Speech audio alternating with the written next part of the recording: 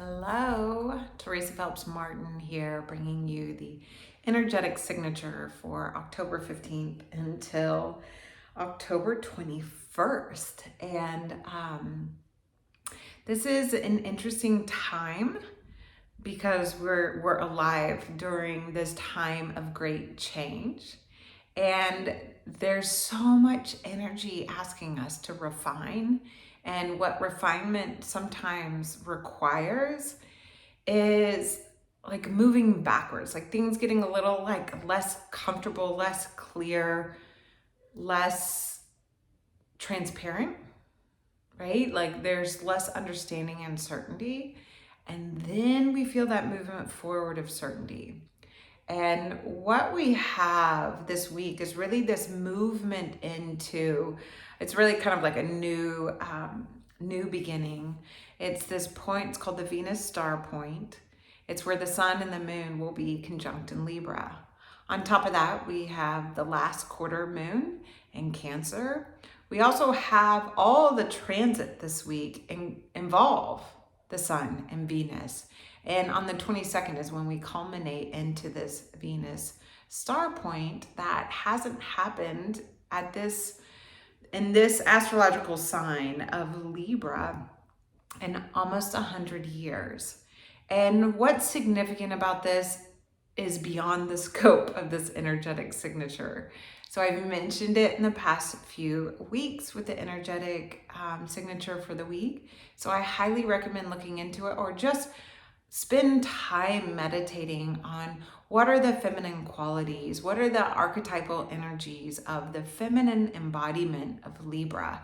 Now we have the sun and Venus. The sun is usually just what we radiate naturally, unconsciously. It's kind of that Shiva, steady, connected brilliance, unwavering energy. The sun is fixed and our system, and it's what we revolve around, our lives, our existence, our ability to live in this magical life.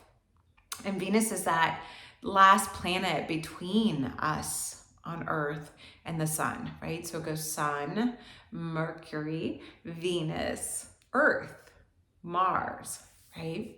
So in that, if you look at that kind of solar system view, it's usually shown to be linear. What Venus reminds us and the moon remind us of is that fluidity, is that cyclical energy.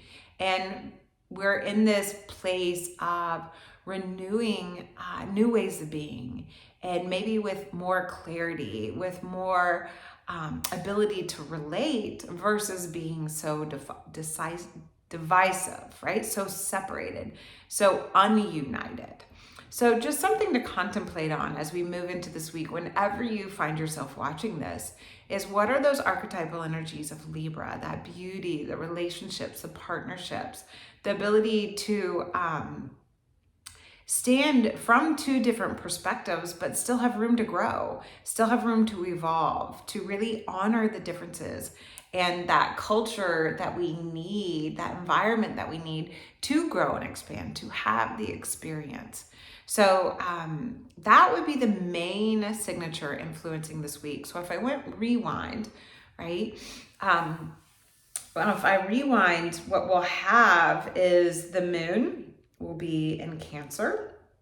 And we have that last quarter moon, which is, that ability to refine and evolve and show up, that ability to nourish like all the change. There's this Cancer last quarter is really, to me, about integrating in that feminine, like integrating in and prioritizing self-care. And self-care comes through self-awareness. So if you're aware that you're not taking care, then carve out 5 minutes to get in nature, to watch the changing of the seasons, to maybe just sit and close your eyes for 5 minutes. Set a timer. It goes by faster than you think. And connect to your breath and get into your body. Listen to what your being is speaking forward and really begin to integrate this into your life. It is essential. What I have found in the challenging times that I have experienced is that all the practices I have aren't necessary enough, but they give this foundation so new practices can evolve and surface and reveal themselves. And I have the bedrock, if you will. I have this strong platform of which I care for myself, that I can deviate from and test the waters to discover if it really is serving and supportive. And this is what the Cancer moon is always all about. This is when the moon is at home. This is when the moon will be out of bounds. So it'll be pushing those envelopes a bit. And so that's how the week starts, with this Cancerian moon. And I am recording this on I almost said February 14th. I am recording this on October 14th. And this is when we have Venus has trined Saturn retrograde. And this is significant in that idea is that we're rebuilding the structure of how we're co-creating, of how we're working in the collective, those values, that ability to really bring forward a new understanding of slowing down our pace, of being able to receive, of softening up, of being more aligned with the unfolding of life, and the allowing for the flow, the allowing of grace, the allowing of the co-creation, collectively and individually. So it's just important for me to note that there's an ease to step into in this unfolding as I record this. And so you're getting that transmission when you watch this, even though the transit the exact moment when it perfected will have passed. We feel this energy for some time. It just usually starts to, when the transits separate, it's not as profound. I personally feel the energy much more when we're moving into the perfection. And this is part of the contemplation. This is part of the idea of being in rhythm. And for me, using the framework of the stars has become one of my greatest self-cares. I do not know how I would have gotten through this past year if I didn't have this ability, not just to look up and see the amazing brilliance. Like, have you seen Jupiter? Have you taken the time to really see this beautiful planet, in the sky? We had this conversation as a family as we watched the night before the full moon, right? Saturday night, we were camping. The moon was rising and the moon's in Aries. Well, Jupiter's in Aries. So they rose together, and just that amazement and the questions that came from my kids, the awe inspiring of what they noticed and what they brought forward. This is the energy. This is the energy we're expanding. It's not just about ourselves, right? It is about being in that dialogue with one another, about understanding that expressive and benevolence that can expand and reflect. And I loved my son's question. He wanted to know why Jupiter looked like a star when it wasn't a star.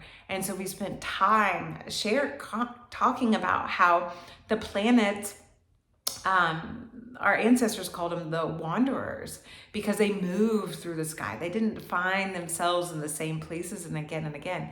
And you'll notice that planets do not twinkle. Stars twinkle because their bodies, planets are reflecting the light, just like the moon. The planets are reflecting the light of the sun, and where they are in the sky really informs our own energy. So that was a little bit of a deviation, but this is the idea. Can you spend time connecting to those practices that help build the relationship within yourself, that really do your light justice? That's, to me, the biggest signature of Libra, is doing your light justice. Libra is the scales, right? It is that idea of justice. 7th house issues are justice. Libra is also that archetype of keeping your enemies close, right? Because when you keep your enemies close, then you understand the differences. Not enemies in the way I think our civilization has evolved into hatred, but the idea of that you're wanting different things. This is Venus, your wants, your needs, your desires. What is it that you need, right? What is it that you want? What is it that you desire? It's a threefold, there's probably more levels to this because there's always so many layers. So what is it you need? And those enemies have other needs. They may need what you need, so they come at you. So we really want to be in this place of being more diplomatic, which is Libra energy. And in that diplomacy, we can mediate this way of coming into equanimity, of recognizing you have needs, I have needs. Your needs are different, my needs are different. How do we find a solution, a compromise that can allow us to move forward in a way that doesn't mean that there are no divisions or differences? That would be boring. But in a way that we can actually inspire and spark beauty and joy and delight in one another. So I'm being very heavy in the Libra discussion and the Venus discussion. Venus rules Libra. So we have this feminine, the moon and Venus are the only feminine labeled planets. I really love listening to Richard Tarnas lately, and he was and his daughter Becca Tarnas, and they were sharing how really as we evolve in humanity that we need to have more fluidity in our ability to call the sun just masculine and the moon feminine, because all men have feminine qualities to them and all women have masculine qualities. So you could have an Aries moon, and so your moon may show up. You may need to nourish yourself in much more masculine ways. You could have your sun in Cancer, and so you need to live in a much more feminine and receptive and nurturing and caretaking way. So just a lot to contemplate, and the contemplation is key right now. If you follow along on Facebook and you've noticed the swirly signs that I put out are the symbol for air. You will see right now there are so many swirls, and we're moving into a lot more air energy in general. And this is kind of like to clear our minds, to clear our perspectives, to be more in a calm and receptive place to choose and choose mindfully. And to me, this is the idea of contemplation, is that you pull back, you interrupt the thought patterns, right? Unconscious, conscious, subconscious, and you just pause. And this is a very feminine quality. This is very Venetian, like what is going on and how can I arrange this energy and align with it in a way that I can bring my best forward, that I can bring this quality of beauty and brilliance together. So like I said, it's this time of refinement. That doesn't mean creating beauty is easy, right? I'm finally able to dig in the dirt. I have transplanted a lot of plants, really hoping that Moon in Gemini is fine for plants to travel a little bit. Not necessarily the best time. You want to be in a water or an earth moon when you're doing planting and harvesting and hunting, and a water moon when you're fishing. However, in that energy, oops, I just bumped into my setup here. In that energy, getting in that dirt, the plants don't look pretty right now, right? All these plants I move, some people would balk at it and just cut them and throw them away. But I know that the roots are what I need to nourish right now. So, giving the soil a lot of water, really putting love into that energy of tapping into the ground with the intention that they will rest this winter. I will mulch them. I will probably, with the Moon in Cancer, fertilize them lightly just to help the roots grow and take anchor and keep them loved and cared for, so that when they come forward, they survive. And I have to add that one of these plants I've moved, I brought with me from this garden in Charleston. It was this beautiful garden that I was at the right place at the right time, and they were destroying it. And so I was invited to go, and I got these daisies. And daisies, they're these tall, really tall daisies. They're not the low ones that we buy at the stores. There's these really beautiful daisies. And anyhow, long story short, I brought them from Charleston. First, they moved into my yard in Charleston, and then I moved them to my in-laws in a pot, and then I moved them into the house that we built, and then I had to move them again to this house.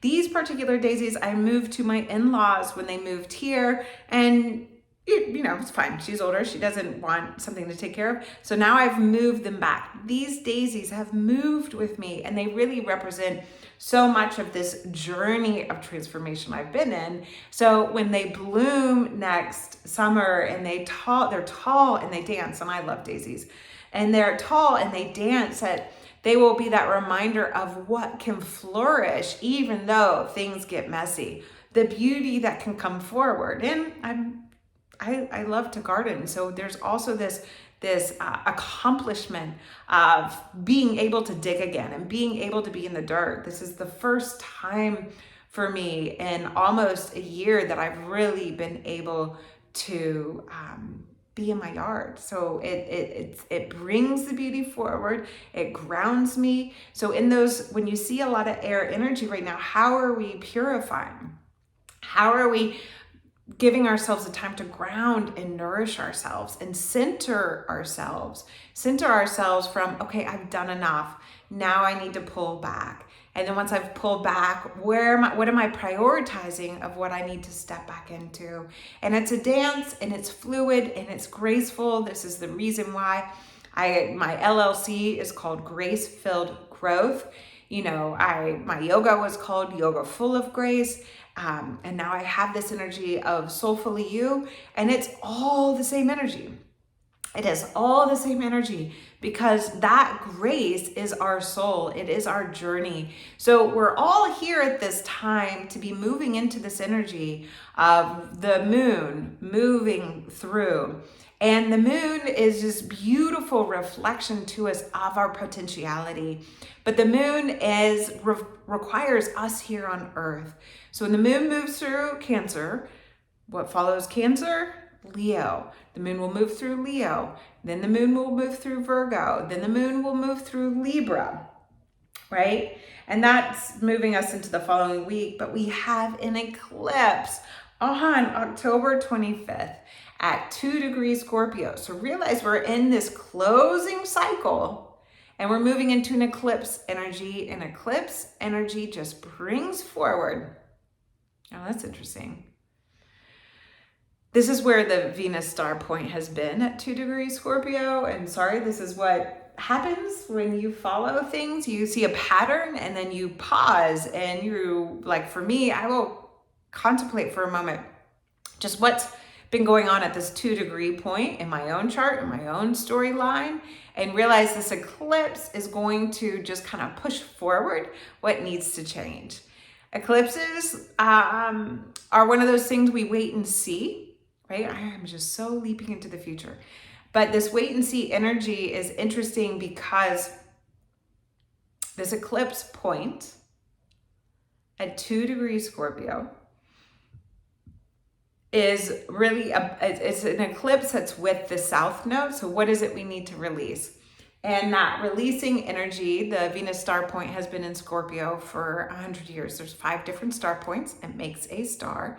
And in that energy, or a pentagon, depends on how you want to connect the dots. And in that sort of energy, what are we letting go of? So this is why coming back to the values, the contemplation, that Libra energy, before we move into Scorpio season is magical. It's where the transformation comes from. So really realizing that whatever is being shaken loose, whatever is falling away, it is creating room for something more to come. There has been an emptying out. Think about it. We've been under great change. And so how are you establishing this rhythm, this beauty, this ability to be centered and grounded at this juncture of your life so that you can move forward? And can you move forward with a great recognition of where is that feminine energy showing up in your life?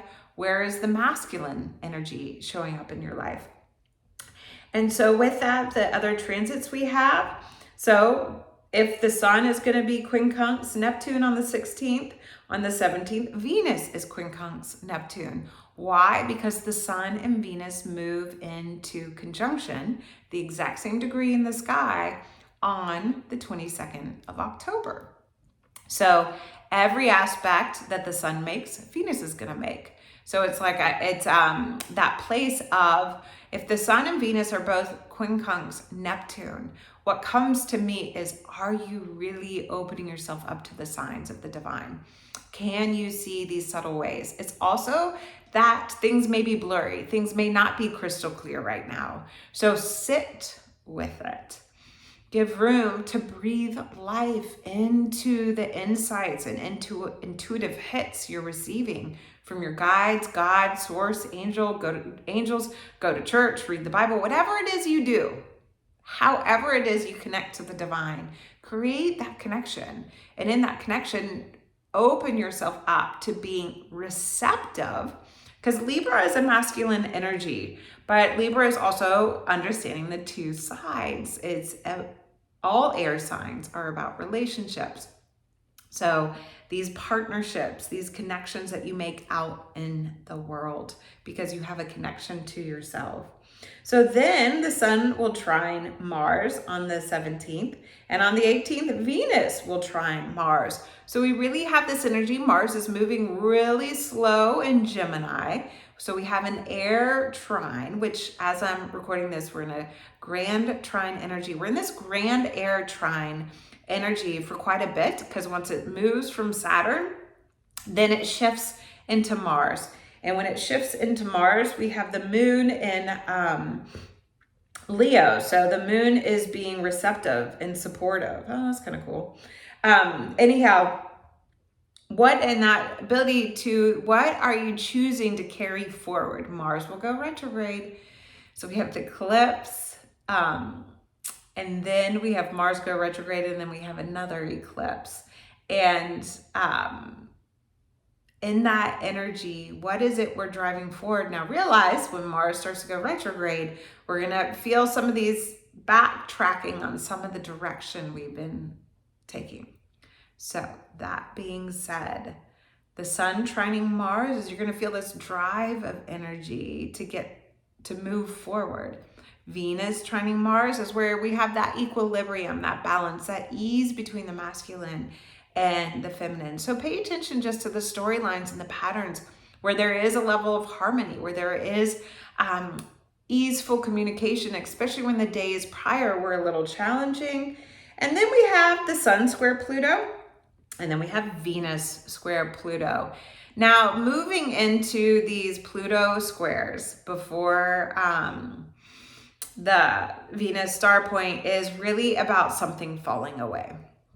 So what needs to fall away? It could be collective. It could be these old ways. It could be just something, a pattern, a habit that keeps you pulled away from really knowing yourself and becoming and bringing your brilliance more forward. The thing about astrology, and especially the way I'm doing it, and the intuitive transmission of just what comes to me. I don't have my list of keywords. I really speak forward what the energies are invoking. And what I see in the sun and Venus moving in to their conjunction, and the last aspect they make is squaring Pluto, is really these old ways. We're moving into a new wave of understanding, which we may never see in our lifetime, but we can still contribute to it. Is just a shift, a major shift. And I've said this for like 2 years now, I feel like. But the shift that's transformative on an individual level and a collective level. I could list out so many experiences that I've had that have hurt, that have been painful, that have been difficult, that have been life-threatening.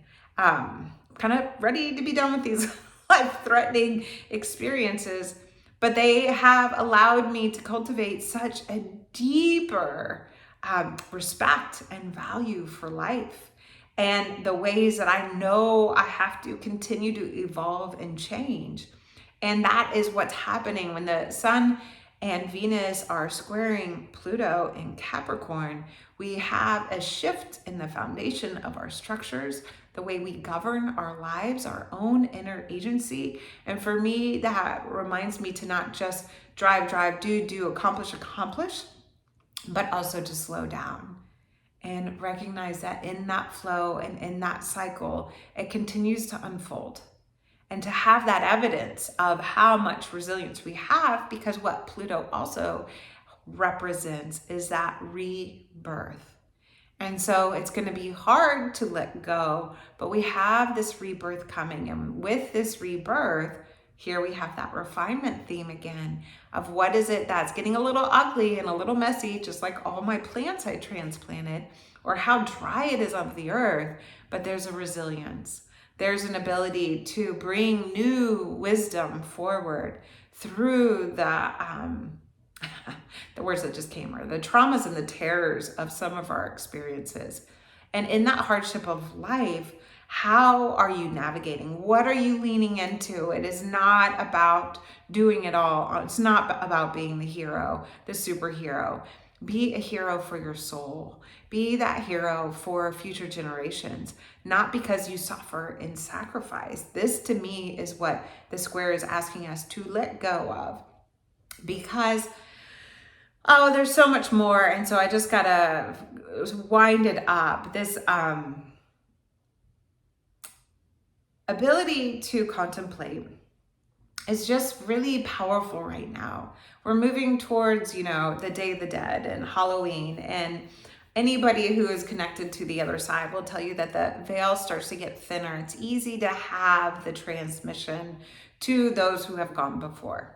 And so you want to have boundaries. You want to have clear boundaries of what energy you're waking up to and listening to. One of my favorite women in the world to help understand the other side is Brenda Rose Vila. And she has a podcast with her dear friend, who I thank Julie immensely for making this come forward, because I know she's the one who initiated it. It's called Insider's Guide to the Other Side. And it's not a ritual to listen to it every week. However, there's so much potent knowledge being offered in that podcast that as the veil becomes thinner, can you really truly tune in and slow down and have clear boundaries of what energy you're allowing in? Because this eclipse energy, we're in eclipse energy right now, by the way. We're moving into it. And we'll be moving out of it. And the fact that we have a new moon eclipse and then a full moon eclipse is pretty powerful. And so it's almost like somebody turns the lights off and turns the lights on. So if you know the lights are about to be turned off, what practices, what values, what do you prioritize to care for yourself and nourish yourself? So remain open, allow for the contemplation. What I was saying before is this idea of bhavana. Bhavana is something my meditation teacher asked us to do with whatever we read or studied or absorbed, is that we would also, that we would also reflect on it and sit with it and see how, this is the archetypal energy, we see how these patterns start to surface in our lives. So that's what I'm offering for you here and now. Contemplate on the idea of soul. What does it mean to you? What does spirit mean to you? How can we feel the intersection of this feminine and masculine? Like spirit is very masculine. It's trying to go up and out, and soul is very feminine. It's going down and in. And then here we are in this three dimension, this reality in which we live on, which is that horizontal line of the manifested world that we experience. So give yourself time to contemplate. Give yourself that ability. What does it mean for the illumination of this secret meeting of the sun and Venus? And they're not conspiring, but it's a magical moment. It happens every 9 months, 9.5 months. The sun and Venus, the last time it happened was when Venus was in Capricorn.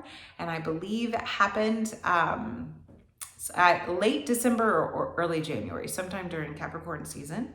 And so there's this time of just feeling the connection of what's coming forward and what is it about that feminine quality with that masculine energy that you can integrate into your life and carry forward with you. So my hope is that this serves you in the way that allows you to feel more settled, to feel more grounded. There's so much change in the air, and all of this transformation allows us to continue to evolve. And we can celebrate that evolving, because I am really grateful that I have modern day conveniences like heat and plumbing and refrigeration and clean running water. And if things didn't change, that wouldn't be available to us. I am also grateful for technology so that I can share these transmissions to the few of you who watch, who I appreciate your comments, your likes, your subscribes if you're on YouTube, spreading the word if people find this interesting. Some people do not, and that is quite all right. So I appreciate you and that technology that allows me to connect with more wisdom and more insights to those who are guiding me, and to that which will be. May this serve the highest good and harm to none. And may you be real, and may you be true, and may you recognize the soul that is fully you. Until next week, have a beautiful and brilliant dance with Venus and the Sun in Libra.